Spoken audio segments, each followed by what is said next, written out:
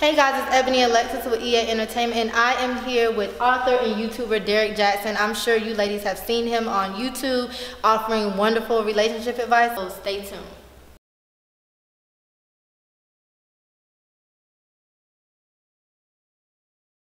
Tell me a little bit about your background. Where are you originally from? I know you mentioned that you moved to Atlanta not too long ago. How long have you been in Atlanta? Since 2015, okay. I moved from North Carolina. I went to North Carolina after I graduated Tuskegee University. Shout out to HBCUs out there, by the way. But I graduated, man, with my business degree. I got a job, full-time job, working for a tobacco company out in North Carolina. And I worked there 2.5 years before this picked up enough momentum where I could leave. And I wanted to get closer to my family down in Alabama without going to Alabama. So Atlanta, it was. Okay, so did you move to Atlanta strictly to do what you were doing? Were you doing it prior when you were living in North Carolina? Yeah, I was doing it before, but you can do what I do from anywhere, but I wanted to do it close enough to family where they weren't a 12-hour drive away. And it was so I got this real serious effort at doing a relationship, doing this relationship thing. And that's when I came to know that a lot of the stuff that we've been taught, a lot of the stuff that was normalized, specifically for men, was complete bullshit. Right. So from that perspective, of course, we all have social media and we all expressionist and talking about what's going on in our day-to-day. Some people talk about food, some people argue about who's the best between MJ and LeBron. I wanted to talk about what was on my mind, which was relationships and all these different things that I found not to be true that I've been taught. And most times, women, y'all have this thing called intuition, where y'all know where something ain't right. Oh, we know. So it prevented us from being as close as we could have been. She couldn't get as close to me. Now, the cheating didn't come into play until like 2 years, 2.5 years in, but before that, it was basically sugar-coated disrespect, just as bad as cheating. But I'm just saying, that's just kind of one facet. So different things, man, shutting down, being selfish, and even whenever, you know, I eventually lost my girl, I was single again and having different girls, that shit was falsely advertised. So now I'm on social media, and instead of talking about what everybody's talking about, and I talked about some sports, some social issues, but relationships was the thing, and I was just kind of getting smacked in the face with the truth. And I found that there was not only a void in the conversation, but there was a void in a lot of people's understanding, mine included. So I spoke from that perspective, and it resonated with people. And I did not think it would resonate. 20-something years old, I cussed a lot, took my shirt off. I was very private about my life. Whether I was in a relationship or not, I was really private. I didn't document these things, and that was kind of like what was expected. And that was the pushback whenever I got into it. But I just learned that real recognizes real. And so long as you're coming from a real place, the real people are going to connect with it. So I started off doing poetry. When people said, hey, can you give your perspective on this? I was like, okay, I mean, this is just my perspective. But the way that I view things, the way that I work through things is more so through a logical progression, if you will. It's not from tradition. It's not from religion. It's not this Bible verse says this, grandmama said this. It's like parallel logic. I'm comparing things. So I think that was also an added value to my perspective. It was kind of refreshing to people, and it connected to this more liberal society that's not strictly going blindly by the Bible or any book of faith or whatever. So I was able to speak their language, man. Right. So what do you say to the people that feel that you are not, you know, qualified because you're not Steve Harvey or any of these other, you know, people that have, so to speak, time to, you know, deal with, because you're still, you know, fairly young. So to those people that say, well, you know, he can't, what qualifies him to give relationship advice and all this, like, what do you have to say to those people? I usually tell them they're qualified to kiss my ass. But I usually don't say a whole lot. I don't like to give but so much energy and attention to quote unquote naysayers, because now I realize there's so many people who stand to benefit from what I have to say. They get it, they see the value in it, they see the logic behind it. They also know that my premise is not degrees, my premise is not age or anything like that. And honestly, you don't need degrees and age to know that you don't want to be treated like shit. And that if you give somebody 100%, then you deserve 100%. You know, a lot of people listening to me are in a spot where their emotions are kind of like making them doubt their intuition or doubt their better judgment. And I come in as more of a reaffirmation to them, or maybe just an extra added value perspective. So I focus on that. And I especially hate when people build these platforms. You know, they got all these folks giving them all this attention, sometimes money or whatever it is, attention, shares, views or whatever, yet they put all the attention on the trolls. You know, and I've gotten caught in that before because we're not used to hearing people have so many negative things and really passionately negative things to say about us. So yeah, I've had that time where I would address it, and I realized every time it was a rabbit hole. No matter how much explaining I did, no matter how much qualifying I did, it was always somebody that felt like you're not qualified to do what God has called you to do. You know, how dare you call them not a mechanic? Right. Because you feel like they ain't got the degree from ITT Tech. Right. So I didn't need any more qualification than from God and the people who listen to me already. And then you'll have some guys that come at you and say, well, you're breaking the Geico, like you're telling the women, because you're very insightful, you give us a lot of knowledge, so we translate what you say and apply it. Mm-hmm. So to the men who feel like you're breaking some kind of Geico, and I'm sure that you get that a lot, what is your reaction to? Well, Geico is what I was going by whenever I lost the most important thing, the best thing that ever happened to me. Mm-hmm. You know, the Geico is the reason why we have a lot of broken homes. Mm-hmm. The Geico is why there's a lot of broken trust and broken hearts and relationships. Like, mm-hmm. I think it's time that we break the Geico and refigure this thing out. You know, mm-hmm. we are showing the capacity to all be on one page, like we need a better page. You know, but when I speak on relationships, it's not so much to empower women as much as it is to empower self-love and healthy relationships.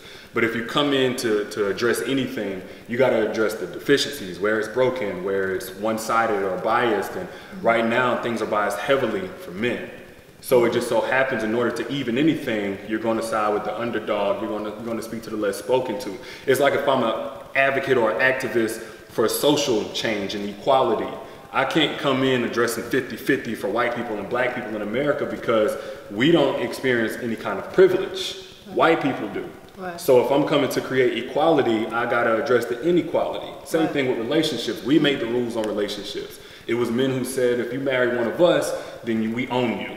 It was men who said it's okay for us to cheat, but if you do, then you're a whore, slut, nobody's ever gonna want you. Mm-hmm. And even then, even now today, you still see some remnants of that thought process, mm-hmm. of that ideology. Right. So in so many ways, I'm still trying to create equilibrium while promoting self-love. When you're dealing with 5 women, somebody's always in a good mood. Somebody's always horny and ready to have sex and not on their period. Mm-hmm. Somebody knows how to cook. Somebody knows how to make you feel good about being a man and speak life into you as a king. But then when you get with one woman, she's going to fall short in some area, or there's going to be a strength here and a weakness there. Mm-hmm. Now, we're supposed to get with one person and accept the bad with the good. And I'm pretty sure that because you are so powerful and have such a voice, you get some heavy stuff.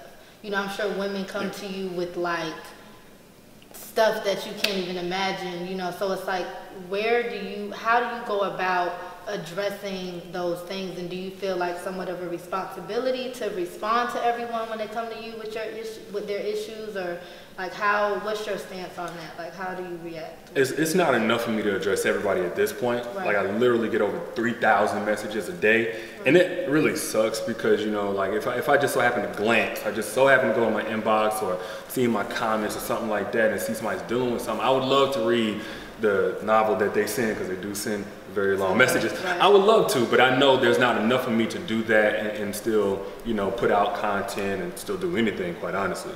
But if it's too heavy, if it's above my pay grade, so to speak, I have no problem. I have no ego in this, in telling them that, you know, you need to go see a mental health professional. Like, I had one woman that came and she said that she had been raped several times in her life, from the age of like 12 on up to being a grown woman. For some reason, she just so happened to come across guys who felt like they could force themselves on her. From pastors to counselors to other people that were authority figures, some family members. And at that point I was like, you know, you dealt with a level of trauma I don't think you can fix with logic. I don't think you can really address with logic. So you need to go see somebody who can have an acute solution for you. But on some level, I mean, I'm human, so I have to detach myself sometimes so that I don't get taken down in it, because yeah, it is emotional. It's like if your girl come to you telling you how her dude put his hands on her, you gonna feel that shit, you know what I'm saying? Even if it's a complete stranger coming to you saying like, why would he ever hit me? Why would he rape me? Why would he go ghost on me and neglect me when I'm giving him my all? It's gonna emotionally tug on you at some point. So I do have to detach just in the interest of protecting my own mental state. You should be 100% comfortable being able to be single. And so you posted that. And like you said, we can talk so much about relationships and, you know, why is it not okay to talk about? Yeah, we can talk relationship goals, but we don't have single goals. In which if people had single goals and met those single goals, might have better relationships. What are some of the biggest mistakes that men are making now dating and women are making? I think men don't come into a relationship prepared for a relationship. We are groomed from a very young age to be players, to almost, in a sense, be polygamous, to have as many as possible, to be as feelingless as possible, to just sow our royal oats, and then we come across that girl, this is my story too, come across that girl that's too important to lose and we don't know how to keep her, not the right way. So then you get situations where somebody's a narcissist and trying to be controlling or manipulative or just trying to hide everything, you know. So I think that's the #1 mistake I see from men. From women, I see them being groomed for relationships but not being taught how to handle whenever it doesn't go their way, and now they have to heal before they get into another relationship. Right. You know, some people, old people as well, believe that the best way to get over to somebody is to get under another person. And then that woman gets under somebody else.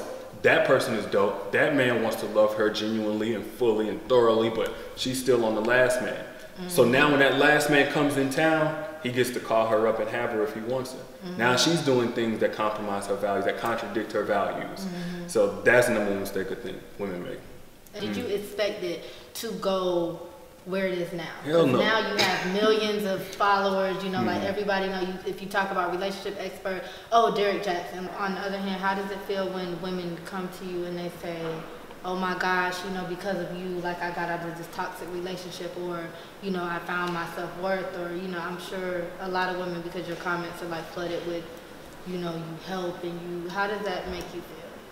On a personal level, it makes me feel impactful, you know, and grateful. It makes it worth it, because sometimes it is tough. Like I said, there's the whole mental state I'm trying to protect. There's the work-life balance of not giving too much of myself and occasionally doing so, away from family, away from, you know, things that I like to do. But like sometimes I'll meet them and they'll come up with tears in their eyes, and it's more so a reminder that, yeah, this is bigger than you. Yeah, you don't get to stop whenever you're tired. You don't get to stop when you're frustrated. You don't get to stop whenever you're discouraged that maybe opportunities aren't coming from this, or money's not coming from this, or people are mischaracterizing you, and rumors or lies or whatever they're doing to try and attack you and bring you down. You don't get to stop because this is much bigger than you. So it's a humbling reminder that I'm here for a real reason. And I think we kind of all need that. It's motivating.